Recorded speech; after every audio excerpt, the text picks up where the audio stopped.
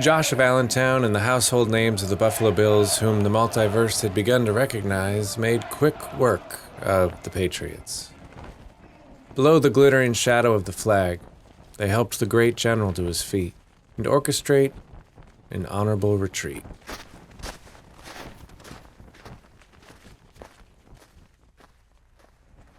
"All right, listen up," said Lieutenant General McDermott from the charred mound of debris in the old fortress of New Fort York. Men and women of the Buffalo Bills and the Niagara frontier gathered around. McDermott removed a glove and scooped up a handful of burned dirt and hefted it like flour to feel its weight, its chill, its splinters. Not just its weight, its burden. The fire, the ice, the unthinkable, brought pain. Not just dirt, his dirt. A lot of generals, barons, chief elders, and leaders of old kinds are standing on podiums today to tell their soldiers and defenders they had a hell of a season. Win or lose, a hell of a season. McDermott took a step up and a step forward and shouted to his people, "We fought hell this season." Hundreds of frostbit, resilient faces looked up at him. "We can prepare for some 17 dignity battles each season. We risk that. We have Bills who fight for that. Even have Mr. Hyde and 4-0 who pay a high price for that. But not hell. Never hell. Never have our Mafia folk been so caught in the crossfires of hell. From our queen to 10 to 3 to 1 to 41 to Hamlin, 10 minutes over a line that we can't catch him in. The Chiefs' battle was the easy part." McDermott let the crowd reflect and process all that had truly crawled out of the ground or fell from the sky this year. "Give us the battles. We cleaned house. 13 victories, 3 defeats. But hell gave us a season too. Hundreds saved, and too many lost." McDermott looked out to the 6-year-old that Hannibal adopted, holding a bear cub from St. Nick and wearing a mask of her own. He looked at Proprietor Duff, the chefs, and Josh, who fed them a Thanksgiving in a refugee camp. He looked at Gabriel, whose wing shop was burned in the gate. He looked at Blizzard Dancer, holding Dig's telegram, sent from the distant Raj. "No question we will be ever changed. Closer, stronger, more generous, more one." McDermott looked to the train yard stocked with gifts for Hamlin's love and more total dignity than almost any realm in the multiverse. The battles were the easy part. McDermott's Buffalo Bills had fought hell and still captured 157 more dignity scores than they lost in 17 weeks. The most in the multiverse. "The winter war is upon us," said McDermott, "and the super collapse approaches. The Mohawk and Traveler KC seek to avenge the war chiefs in total war. Nothing will remain. In 7 days, whether we fought hell or not, whether we have a fortress or not, a weakening as big as a mountain will bridge our realm to a starving opponent. And the way I see it, there are 2 choices. We rebuild New Fort York to a castle the likes of which this frontier, nay, the multiverse, has ever seen, and we center the Buffalo Nation in the cosmic super collapse." McDermott looked at all the eyes, all the Bills, all the Mafia folk. If there was temptation there, they had brutal poker faces. You could hear the snowfall. Or we spend everything we got to bring Hamlin home. The cheers were deafening.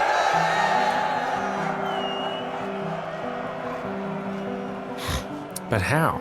The weakening's closed, asked Dorsey.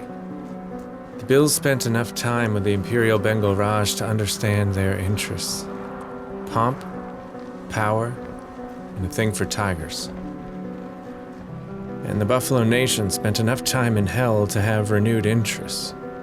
Water, charity, healing. The plan was simple. Return the favor. Generate not a war, but an event so grand that the entire multiverse will watch. A who's who of statecraft. And make the Bengal Empire the guests of honor. Make something so universal, so paramount. It would be embarrassing for the other member of the group of two to not attend. If a peace summit was the ticket to the Raj late season, then with a multiverse of dignity and a need to outshine a galactic war, the Buffalo Nation would host the first ever World's Fair, the Pan-American Exposition. It had a nice ring to it. A what? Asked Cookie. A Pan-American explosion so big it's predicted to be seen all across America, said Boom Boom, opening his bag of TNT tools. No way, not at all, said Josh. What is it then? Josh looked at him a little too long and said, I'm sure they're about to tell us. I think it's a spa, suggested Bear Morse. That would be the Pan-American exfoliation, argued Brittany. All five of them were assigned manual tasks blasting rock for the romantic Erie Canals to keep them from asking questions.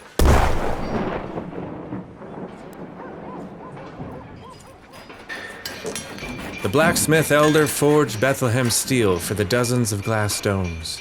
The generals translated maps and blueprints.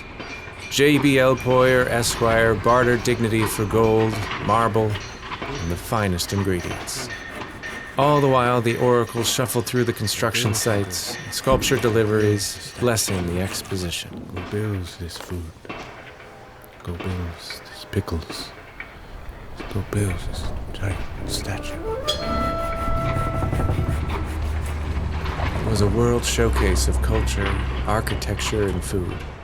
Every realm of every age in the multiverse were invited to build a museum-like pavilion to display everything their peoples valued. Dancers from the jungle walked a jaguar on a chain. Academy garrisons practiced marching drills. Steelers marveled at the nearly rebuilt Stampede on the tracks. Senators from an ancient empire toured early with the mayor, Celtic women, and a wizard. Diabillo showed a cowboy with shiny spurs, the Texan Pavilion. Inside Allen Town Hall, the 3-foot model of the grounds was a hive of activity. 4-0 and Mr. Hyde did their best to answer questions and solve disputes, poring over sheets of maps and blueprints. But one just had to look out the window to see the foundational hints of canals, amusement rides, and even, if Tesla could pull it off, electricity. Any delegates from the Bengal Empire? Asked Motor, working from under one of Tesla's transformers. Tesla looked. Not yet. The Temple of Music was already set for Elvis's first show, and opposite the Midway was a full-size stadium. You know, just in case the Buffalo Bill Wild West show was in town. But everything centered around the iconic building already taller than any structure ever built on the frontier. The Electric Tower. This fantasy land on the frontier land might go on to influence everything from zoos to themed parks to capital cities, even the Mount Olympus Games. Of course, it took direct influence itself from the council fires of the Haudenosaunee. The Pan-Am Expo set out to unabashedly inspire. Let's build the world we can only imagine, with a focus on tigers.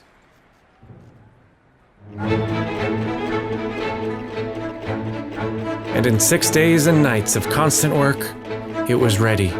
Just steps from the humble saloons of Allentown, the paint dried on a second city. A multiverse is fair, glittering in the first kiss of dawn. The Pan-American Exposition. Welcome to the Pan-American Exposition, said the Expo president as Lieutenant General, Mayor, architects, and council pushed the tailgate open.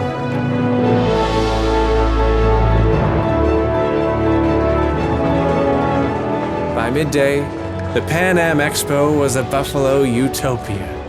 Native designers, Wild West defenders, and a year's dignity came together to welcome the multiverse. Whoa, said Josh of Allentown as he stepped inside.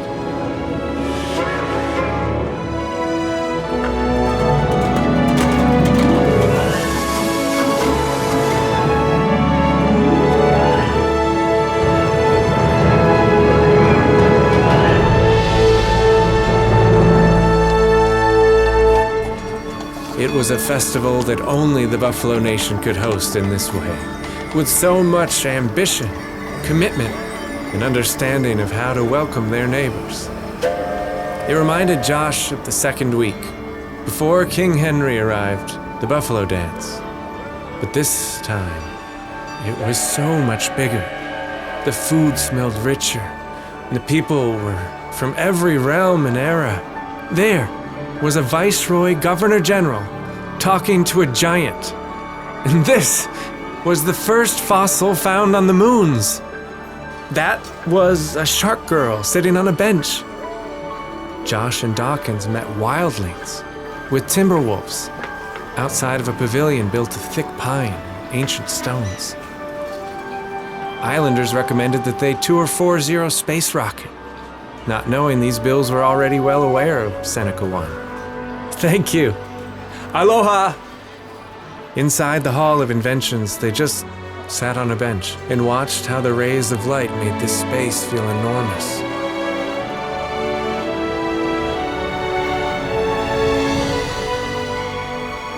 Dawkins sent an email to the No Town Pavilion across the expo and received a response back almost immediately from some Wakanda students visiting that terminal. Look who decided to show up, said a familiar face. Josh turned around from the Viking mythology dioramas to see Captain Taylor, the galloping gun. They shook hands and shared a hug. Look at you. Look at all this. Greatness, kid.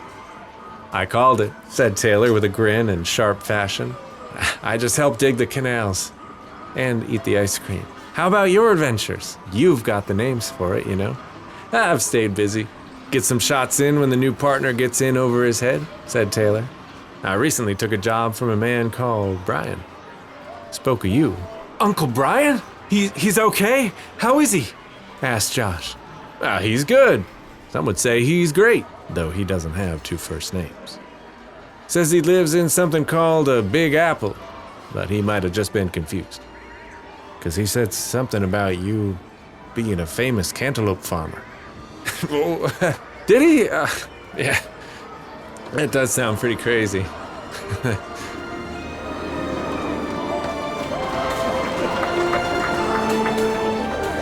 Josh, Taylor, and Dawkins caught up, listening to jazz at the Voodoo Cafe. Found out they could get henna tattoos on their faces in the Pharaoh Pavilion, and they just happened to meet the King of Los Angeles, waiting in line for the Espionage building. And then the four of them got great seats to the indoor air show. Supersized prototype and Hollywood future flight.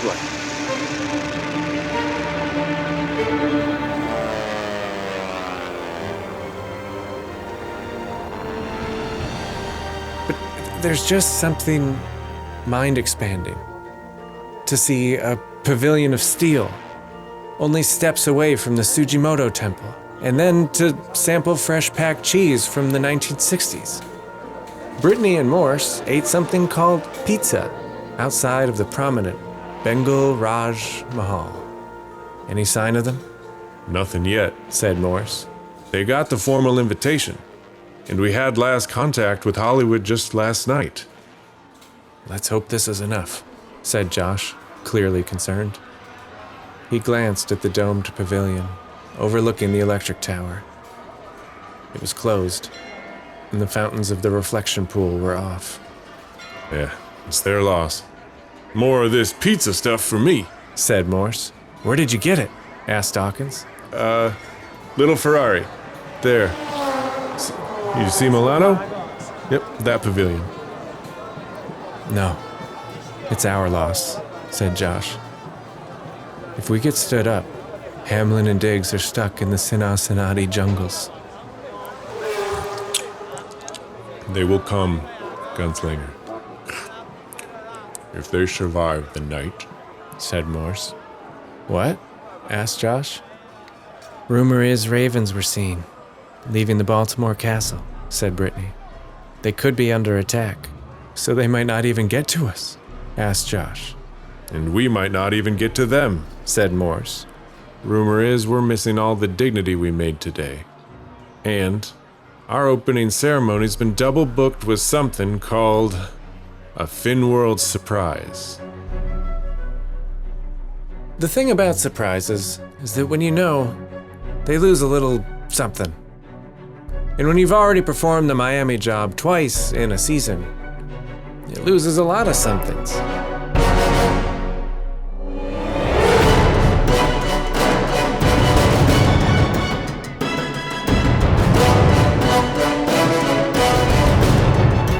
Josh and the Bills were waiting in the Seven Seas Pavilion when the Finn team returned with a duffel bag full of contraband. Blizzard Dancer, Marlowe, and Kair the Kid already had them in handcuffs. Where's Tua the tubular tuna? Asked Josh playfully. Enjoying the winter pavilion? He didn't come, said Cheetah. Said he prefers more roller coasters than pavilions. Wait, is there actually a winter pavilion? Asked Penguin, earnest. Way I heard it, Tua took a tubular tumble because his teammates were selfish, said Knox. Blizzard Dancer led the Dolphins right to the edge of the shark tank. You like our interpretation of Marino Marina? Josh asked. Eat my shorts, said Cheetah. And Blizzard Dancer accidentally knocked him into the Wild Sharks of San Jose exhibit. Bowie noticed a sign posted on the tank which read, "Please don't tap on the glass." Bowie knocked. Whoa, okay. Knox pulled him out as Cheetah cursed. Y'all are big time mental. I kid you not. Yeah, there's like dolphins all over the place. It's a fly aquarium. Oh. You see any, Bowie? Asked Josh. Nah. Blizzard Dancer, you're one of the best detectives around. Do you see any smart little dolphin calves?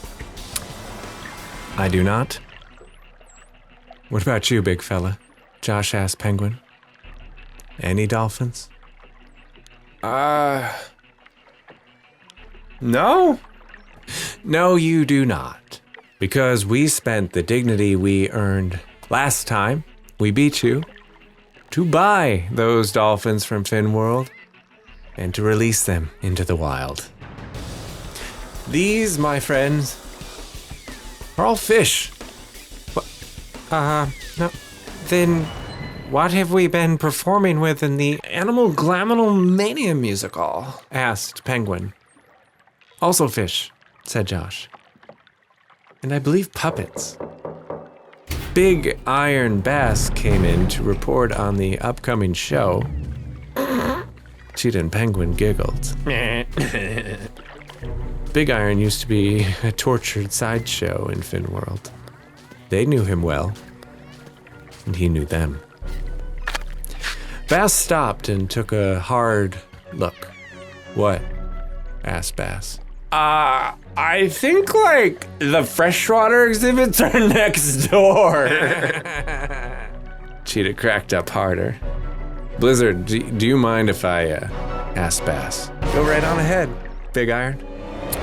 Cookie, Knox, and Davis dragged over the duffel bags and opened them up as Bass rigged the vice cops to a feeding cage and chain. Josh found 31 stacks of dignity in the bags, fake Pan-Am ID tags, and various souvenirs stolen from gift shops all around the grounds. Let's see, sunglasses, oversized t-shirts, and 3 stuffed animals, all fish, and a book, said Josh. No. I actually paid for that, defended Penguin. Stop that. You know you don't know how to read, said Knox. I wasn't gonna read it.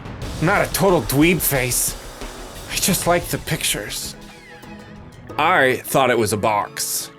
A box of what? It's too small, said Blizzard Dancer. A box of paper.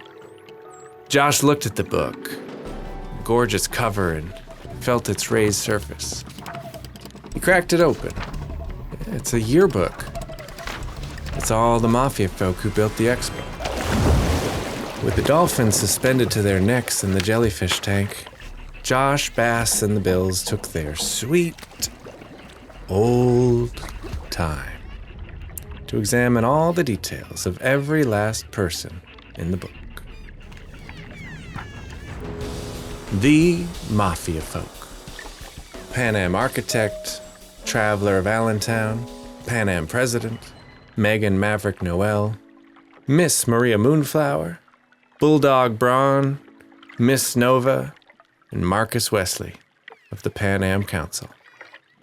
Ed Paul, Pack and Paula, Deputy Don, Diabillo, Sweet Polly Bow, Lady Memphis Marlowe, Flint Thunderfoot, La La Lone Star, Billy Mack, Studley Hans, Mustang Milla Dupape, Hurricane HG, Fireberry, Buck Archer Bucci, Thorn Rose, The Lucky Heart, JJ Wrangler, Domino Delaney, Vinnie Wilder Wong, Bill's Poobah, Country Roads Kirsch, Tommy Two Shorts, Fireball BB, Old Sweet Headin', Dan the Man, Music Man Mark, JP Mike Backer, Reverend Mark, Boss Mealy of the Jamestown Mafia, Van Biller,